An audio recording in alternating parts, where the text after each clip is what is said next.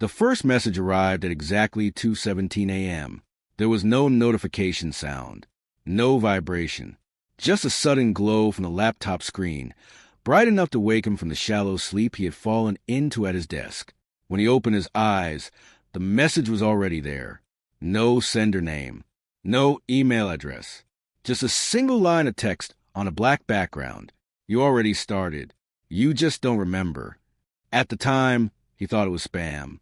That is what he later told investigators. That is what he told the priest. But according to recovered browser logs, the message did not come from any known platform. It appeared inside a blank tab, one he had not opened himself. And more importantly, it did not disappear when he disconnected the internet. The case was first documented in a private digital forensics report filed in late 2023. The subject, identified only as Hassan K., was a 26-year-old freelance programmer living alone in a rented apartment. No prior history of mental illness, no criminal record, no documented involvement with illegal networks. He spent most nights online. That part was normal. What wasn't normal was what happened over the next 7 days. According to system logs, Hassan's laptop began accessing hidden directories through a Tor-based browser at approximately 1:58 a.m. each night. The access pattern was consistent. The duration was always between 15 and 20 minutes. But Hassan himself claimed he was asleep during those hours. At first, no one believed him, until they reviewed the screen recordings, because the recording showed something deeply unsettling. The cursor was moving, typing, clicking, opening pages that had no visible URLs. But Hassan's webcam feed, running in the corner of the recording, showed him sitting completely still, eyes closed, breathing slow, as if he were in a deep, unbroken sleep. The first time he noticed something was wrong was not because of the messages. It was because of the folder. It appeared on his desktop without warning. A single directory named level_1. No timestamp of creation. No source path. Just a folder that wasn't there the night before. Inside it was a video file. The file name was a string of numbers and letters, meaningless at first glance. But when he opened it, the content was unmistakably real. It showed a hallway, dimly lit, security camera angle. At the far end, a door slowly opening. No sound, just a door inching open, stopping halfway and then staying there. The video ended abruptly. No explanation, no context. Hassan assumed it was some kind of prank. A virus, maybe. Something he might have accidentally downloaded. He deleted the file. Or at least, he thought he did, because the next morning, the folder was back. Same name, same video. But this time there was something new. A text file. He opened it without thinking. Inside, there was a single sentence. Watch more carefully. He felt something shift in his chest then. Not fear. Not yet. Just a quiet, creeping discomfort. That feeling stayed with him the entire day. According to his phone records, Hassan attempted to contact 2 colleagues that afternoon. Both calls lasted less than a minute. Neither conversation was fully recorded, but fragments were later recovered. In one of them, Hassan can be heard saying, "I didn't download anything. I swear it just appeared." There's a pause. Then his voice again, lower this time. And it's still there. That night, he decided to stay awake. He made coffee, turned on all the lights in the apartment, positioned the laptop directly in front of him. He was going to catch whatever was happening. For hours, nothing changed. The screen remained normal. No new folders. No messages. No strange activity. At around 1:45 a.m., he began to feel tired. At 1:52, he checked the time on his phone. At 1:57, the screen flickered once. And at exactly 1:58 a.m., the cursor moved. On its own. Hassan later described a moment in a written statement recovered from his drafts folder. "I didn't touch anything. I swear I didn't. My hands were on my knees. I could see them, but the cursor, it just started moving." The cursor clicked the browser icon, opened a blank tab, then began typing. Not random letters, not gibberish. A full address, a long, complex string ending in .onion. Hassan tried to grab the mouse. He couldn't. He said it felt like his arms were heavy, like they didn't belong to him anymore. The page loaded slowly. Black background, white text, centered, level 1 confirmed. Below it, a countdown timer began. 10, 9, 8. Hassan stood up. The chair fell behind him. He reached for the power cable, pulled it from the wall. The screen went black. For a moment, there was silence. Then the laptop turned back on. By itself. No boot screen. No loading. Just the same page. The timer continuing. 3, 2, 1. The screen changed. A video began to play. It was the same hallway, same angle, same door. But this time, the door opened wider, and inside the darkness beyond it, something moved. Hassan closed the laptop. Not shut down, just slammed it closed. He backed away. According to his neighbors, a loud noise was heard around 2 a.m. that night. Something falling, possibly furniture. But no one reported it. No one checked. The next morning, Hassan's laptop was open again, placed neatly on the desk. The folder level_1 was gone. In its place was a new folder, level_2. Inside it, there was no video, only a text file. He opened it slowly. His hands were shaking now. The message inside was longer this time. Rules are simple. You observe. You do not interfere. You do not close the game. Failure to comply will result in progression. Hassan didn't understand what that meant, but something about the wording, the structure, it didn't feel like a prank anymore. It felt deliberate, structured, like a system. He disconnected the internet again, turned off the router, even removed the battery from the laptop. He left the apartment that day, stayed outside for hours. When he returned, everything seemed normal until he opened the laptop. The battery was back inside. The system was running, and on the screen, the same page. Level 2 ready. Below it, a new message appeared. Tonight, you will watch again. That was the point when Hassan began documenting everything. Screenshots, photos from his phone, voice recordings. He needed proof, because he already knew if this continued, no one was going to believe him. At 1:58 a.m., the laptop activated again. This time, Hassan did not try to stop it. He just watched. The browser opened. The same hidden page loaded. Level 2 confirmed. No countdown this time. Just a video. It started immediately. Different location. A room. Bare walls. Single chair in the center. A camera placed directly in front of it. The angle was too precise. Too intentional. As if someone had set it up carefully. Waiting. The room was empty at first. Then, after a few seconds, the door opened. A man walked in, slowly. His face was partially visible. Not clear enough to identify, but clear enough to see something was wrong. His movements were uneven, like he was struggling to control them. He sat down in the chair, looked directly at the camera, and then spoke. But there was no audio, only silence. Hassan leaned closer to the screen, trying to read his lips, trying to understand what he was saying. And then the man stopped speaking. His head tilted slightly, as if he was listening to something behind the camera, something Hassan could not see. The man's expression changed. Fear, real, unmistakable fear. He tried to stand, but his body didn't respond, just like Hassan's hadn't. Then, slowly his eyes moved, not toward the door, not toward the walls, but directly into the camera, into Hassan. And in that moment, Hassan felt it, a cold, precise realization settling deep in his mind. The man in the video wasn't looking at a camera. He was looking at him. The screen flickered once. The video ended. A new line of text appeared. Do not look away next time. Hassan didn't sleep at all after that, because he understood something now. Something the report would later confirm through cross-reference timestamps and recovered metadata. These videos were not recordings. They were live, and whoever or whatever was behind them knew exactly when he was watching.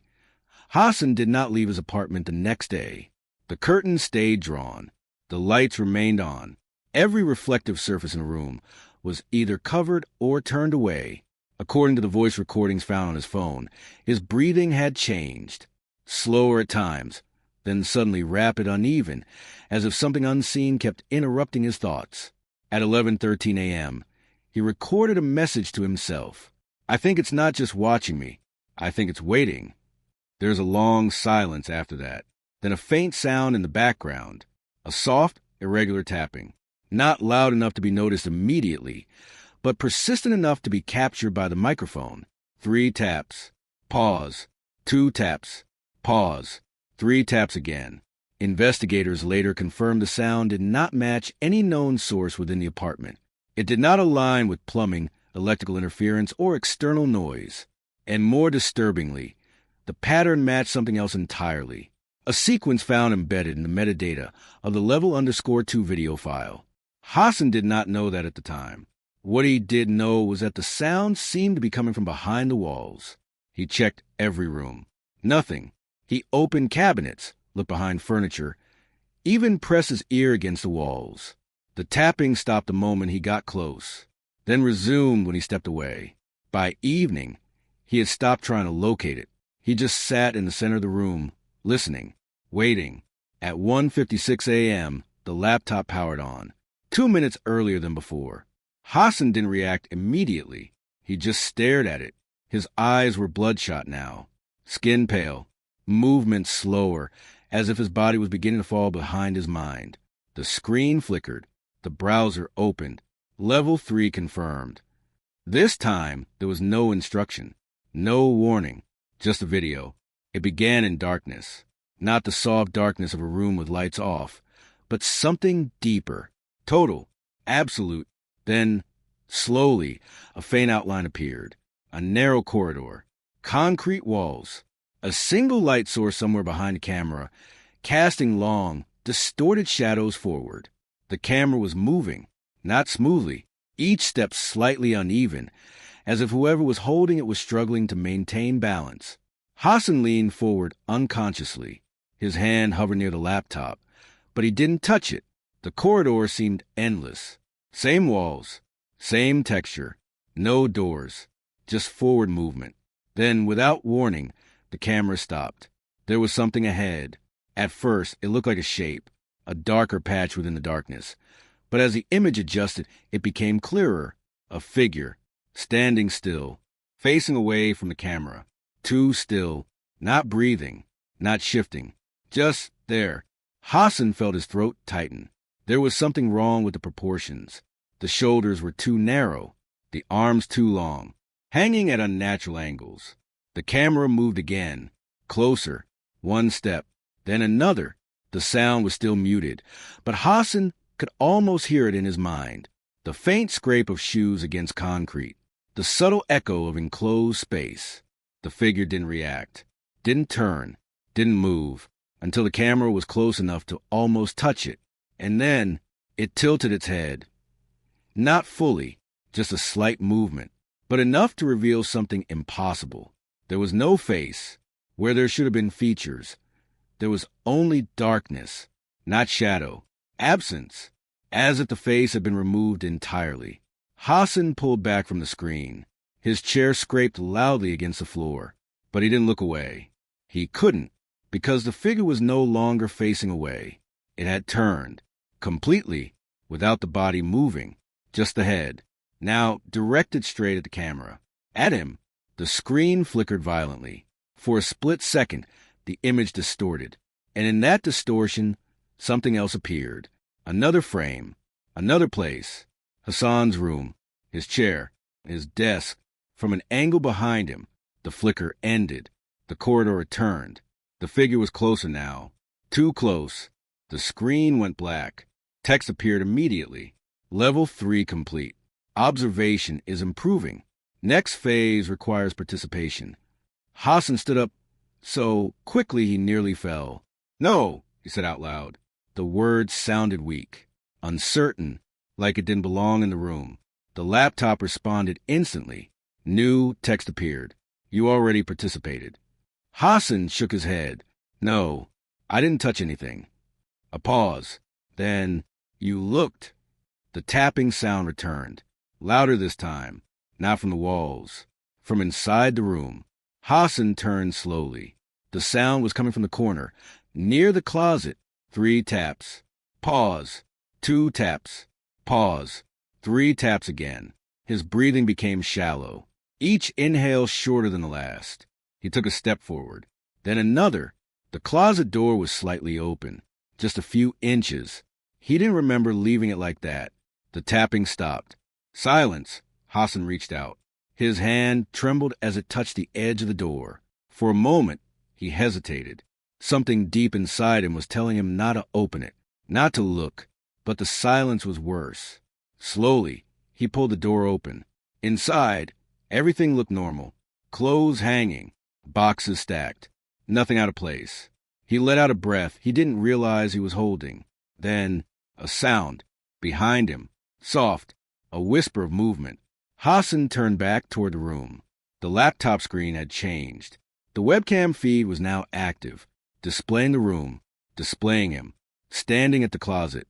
But something was wrong. The angle. It wasn't from the laptop camera. It was higher, further back, as if the camera was positioned near the ceiling. Hassan looked up instinctively. There was nothing there. He looked back at the screen. The feed continued. And then, slowly, something entered the frame. Behind him. At first, it was just a distortion. A ripple in the air. Then a shape. Tall. Unnatural. Standing just inches behind his real body. Hassan froze. He didn't turn. Couldn't. His eyes were locked on the screen. Watching the thing behind him lean closer, its head lowering toward his shoulder. There was still no face, just that same empty darkness. The tapping started again, but now it wasn't tapping. It was breathing. The screen flickered. The feed cut out, replaced instantly by text. Do not turn around. Hassan dropped to his knees, his hands covering his ears. But the breathing didn't stop. It was inside the room. Close. Too close. He squeezed his eyes shut, counting under his breath. 1, 2, 3, trying to ground himself, trying to prove it wasn't real. Then the laptop spoke. Not text this time. A voice. Distorted. Low. Barely human. You're doing well. Hassan screamed. A raw, uncontrolled sound that echoed through the apartment. Neighbors would later report hearing it. But again, no one intervened. The voice continued. Most don't make it this far. The breathing moved, circling, slowly, deliberately. Hassan felt it pass behind him, then to his left, then directly in front. But when he opened his eyes, there was nothing there. Only the laptop, only the screen, now displaying a new message. Level 4 begins with acceptance. Below it, a single question. Do you want to quit? Hassan didn't answer. He couldn't, because something about the question felt wrong. Not like a real choice, more like a test. The cursor blinked in the response box. Waiting. The room was silent again. No tapping, no breathing, just the faint hum of the laptop. Minutes passed, or maybe seconds. Hassan couldn't tell anymore. His sense of time was slipping, his thoughts slower, like something was pressing down on them. Then, without touching anything, the cursor moved, and the word "no" appeared. Typed out, 1 letter at a time. Hassan watched it happen, his body completely still, his mind screaming in the background. The screen updated instantly. Response recorded. A final line appeared beneath it. Now it gets harder. The lights in the apartment flickered once, twice, then went out completely. Darkness filled the room. Total, heavy, and in that darkness, something shifted, not on the screen, not in the walls, but right next to him, close enough that he could feel the faintest change in the air, like something was standing there, waiting for him to notice.